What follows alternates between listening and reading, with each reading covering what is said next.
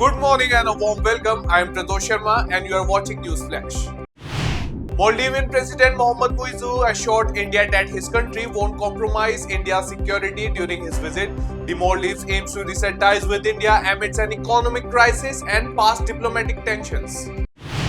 External Affairs Minister S. Jaishankar criticized the UN, likening it to an old company failing to address serious global conflicts.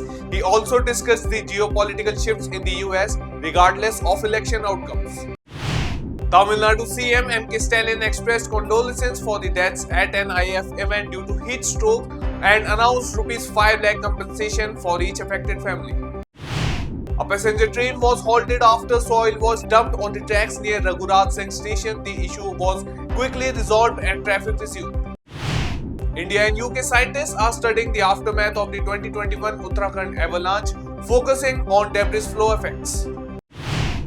RJD leader Lalu Prasad Yadav and others were granted bail in the Land for Jobs scam, with the case set for the further hearing on October 25. Maldives President Muizzu invited PM Modi to visit the Maldives, aiming to strengthen bilateral ties as both countries mark 60 years of diplomatic relations. CBI filed a charge sheet against Sanjay Roy for the rape and murder of a trainee doctor at the RG Kar Medical College in Kolkata.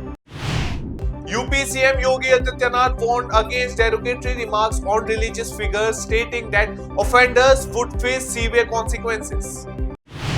PM Modi announced a $400 million currency swap deal with the Maldives during President Muizzu's visit to India. A Naxal camp in the Ambuj Mud was dismantled by the police, killing 31 Naxalites, including senior leaders Niti and Kamlesh.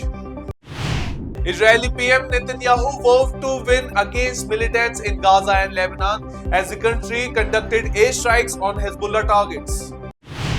Zakir Naik claimed that Pakistanis have a better chance of going to paradise than Americans, due widespread criticism even within Pakistan. Russia claimed to capture Gorodovka village in the eastern Ukraine near Pokrovsk, continue its offensive in the Donetsk region. Israeli PM Netanyahu pledged to bring back hostages from Gaza, marking the anniversary of the October 7 Hamas terror attack. Zakir Naik dismissed a question on pedophilia during a speech in Pakistan, sparking controversy on social media. A blast near Jinnah airport in Karachi killed 2 Chinese workers. The PLA claimed responsibility for the attack, aiming to push Chinese and Pakistani authorities out of the Balochistan. The Canadian government continues to investigate the killing of pro-Khalistani figure Hardeep Singh Nijjar, with no confirmed links to India as of now. Votes will be soon counted for assembly elections in Haryana and Jammu and Kashmir. In Haryana, 90 seats race. The BJP faces Congress, with exit polls predicting a Congress win.